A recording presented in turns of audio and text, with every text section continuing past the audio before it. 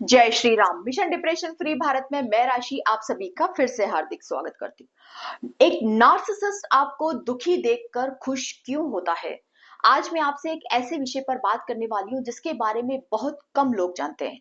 अच्छा, एक बात बताइए, क्या आपकी जिंदगी में कभी ऐसा कोई इंसान आया है जो कभी आपको बहुत प्यार देता था और अगले ही पल बिना किसी वजह के आपको इग्नोर करने लगता था, आपको रुलाता था, आपको अलग-अलग तरीकों से परेशान करता था, आपको अपने पीछे भागने पर मजबूर करता था, आपको जानबूझकर इग्नोर करता था ताकि आप बेचैन होकर उसके पीछे भागें, उसे चेस करें।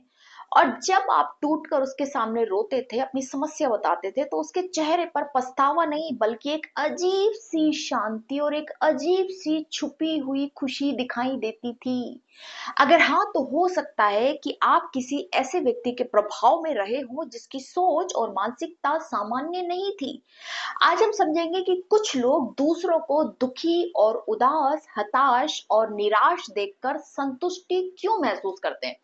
देखो, एक स्वस्थ इंसान रिश्तों में प्यार, सम्मान और सिक्योरिटी ढूंढता है, लेकिन कुछ लोग रिश्तों में कंट्रोल ढूंढते हैं, पावर ढूंढते हैं, अथॉरिटी ढूंढते हैं। उनके लिए रिश्ता दो आत्माओं का मिलन नहीं होता, बल्कि एक चालाकी भरा माइंड गेम होता है जिसमें उन्हें हर हाल में जीतना होता है। उन्हें अच्छा तब नहीं लगता जब आप खुश होते हैं। उन्हें अच्छा तब लगता है जब आपकी खुशी उनके हाथों में कैद हो जाती है। यानी वह जब चाहें आपको हंसा सकते हैं, जब चाहें आपकी खुशी को दुख में बदल सकते हैं। जब आप उनके एक मैसेज का घंटों इंतजार करते हैं, जब आप बार बार उन्हें कॉल करते हैं, जब आप उनसे थोड़ा सा प्यार वक्त पाने के लिए खुद को बदलने लगते हैं, जब आप उनके मूड के हिसाब से चलने लगते हैं, तब उन्हें ये महसूस होता है कि हाँ, मैं इसके ऊपर कितना प्रभाव रखता हूँ, मैं इस व्यक्ति को कंट्रोल कर सकता हूँ। और यही एहसास उनके अहंकार को ऊर्जा देता है, यानी उनका ईगो फीड होता है। ऐसे व्यक्ति आपको इसलिए इग्नोर नहीं करते कि वो कहीं बिजी हैं। कई बार वे जानबूझकर दूरी बनाते हैं ताकि आपकी बेचैनी बढ़े, आप परेशान हो जाएं और परेशान होकर उनकी अटेंशन पाने के लिए उन्हें चेस करना शुरू कर दें, यानी उनके पीछे भागें, क्योंकि उन्हें पता होता है कि जितना आप तड़पेंगे उतना ही आप उनके पीछे भागेंगे।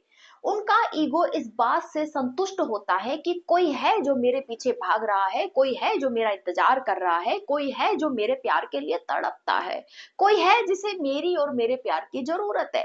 इसीलिए वो कभी बहुत प्यार और कभी पूरी बेरुखी और कभी तारीफ, कभी अपमान, ये सब अक्सर एक भावनात्मक रोलर कोस्टर बन जाता है। देखो, जब प्यार लगातार नहीं मिलता बल्कि कभी कभी मिलता है, तो उस तो इंसान उसे पाने के लिए और भी ज्यादा कोशिश करने लगता है। यही कारण है कि कई लोग कई लोगों के लिए इस तरह के रिश्तों से बाहर निकलना बहुत मुश्किल हो जाता है। एक बात और समझिए, ऐसे व्यक्ति को आपके आंसू या आपका प्यार नहीं चाहिए, उसे तो आपकी भावनात्मक निर्भरता चाहिए। उसे ये महसूस होना चाहिए कि आपका मूड, आपकी मुस्कान, आपकी नींद, आपकी खुशी, सब कुछ उसी पर निर्भर है। जिस दिन उसे ये लगेगा ना कि अब आप उसके बिना भी खुश हैं, उसी दिन उसका कंट्रोल टूटने लगता है। और यही बात उसके अहंकार को सबसे ज्यादा चोट पहुंचाती है, क्योंकि वो ये मानकर चलता है कि आप खुश हैं तो भी उसी की वजह से हैं, और अगर आप दुखी हैं तो भी उसी की वजह से हैं। यानी वो ये सोचता है कि अगर मैं इसे लव, टाइम और रेस्पेक्ट दूंगा तो ये खुश रहेगा, और अगर मैं ये सब इसे नहीं दूंगा, इग्नोर करूंगा, तो ये बेचारा दुखी हो जाएगा। इसीलिए वो आपके इमोशंस के साथ गेम खेलते हैं। वो कभी आपको प्यार देते हैं, कभी आपको खुश कर देते हैं और कभी अचानक आपको दुखी कर देते हैं। लेकिन सबसे खतरनाक और हैरान कर देने वाली बात पता है क्या होती है? धीरे धीरे जो पीड़ित व्यक्ति है ना, वो ये मानने लगता है कि शायद गलती मेरी ही है। अगर मैं थोड़ा और अच्छा बन जाऊं, अगर मैं थोड़ा और प्यार करूं, अगर मैं थोड़ा और बर्दाश्त कर लूं और सह लूं, तो शायद सब ठीक हो जाएगा। लेकिन सच ये है कि जिस इंसान को दूसरों को कंट्रोल करके खुशी मिलती है, उसे आपका त्याग नहीं बदल सकता, क्योंकि समस्या आपके अंदर नहीं है, उसके बिहेवियर पैटर्न में है। अब सवाल ये है कि आप क्या करें। सबसे पहले अपने आत्मसम्मान को वापस पहचानिए। हर बार खुद को साबित करने की कोशिश मत कीजिए।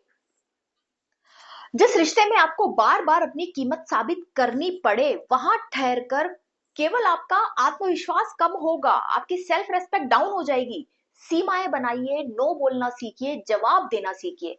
हर अपमान सह लेना प्यार नहीं होता, ये धीरे धीरे अपनी पहचान खो देना होता है। साइकोलॉजिस्ट कहते हैं कि जो व्यक्ति अपनी भावनाओं का नियंत्रण दूसरे के हाथों में दे देता है, वो अपनी आजादी भी खो देता है। इसलिए याद रखिए, आपकी शांति, आपकी खुशी, आपकी पहचान किसी दूसरे इंसान की अनुमति अनुमति पर या उसके वैलिडेशन पर या उसके अप्रूवल पर या फिर उसके मूड पर निर्भर नहीं होनी चाहिए। और अंत में मैं आपसे सिर्फ एक बात कहना चाहूंगी, अगर कोई इंसान आपको बार बार रुलाकर, आपको बार बार नजरअंदाज करके, आपकी सेल्फ रेस्पेक्ट की धज्जियां उड़ाकर, आपको छोटा महसूस कराकर खुद को बड़ा साबित करना चाहता है, तो समस्या आपकी अच्छाई में नहीं है डियर, समस्या उसकी अपनी घटिया और छोटी सोच में है। सच्चा प्यार आपको मजबूत बनाता है, कमजोर नहीं। सच्चा रिश्ता आपको सम्मान देता है, और प्यार, टाइम, लव, टाइम और रेस्पेक्ट की भीख नहीं मंगवाता आपसे। और जो रिश्ता आपको हर दिन खुद से दूर कर दे, उससे दूर होना हार नहीं होती, बल्कि अपने जीवन की सबसे बड़ी जीत होती है। अगर आज की इस वीडियो ने आपकी आंखें खोल दी हो, तो इसे उन लोगों तक जरूर पहुंचाइए जो आज भी किसी ऐसे रिश्ते में फंसे हैं जहां वे प्यार नहीं बल्कि भावनात्मक कैदी बनकर जी रहे हैं। क्योंकि नकारात्मक रिश्तों का सीधा प्रभाव आपकी मेंटल हेल्थ पर पड़ता है। तो अवेयर हो जाइए। जय श्री राम।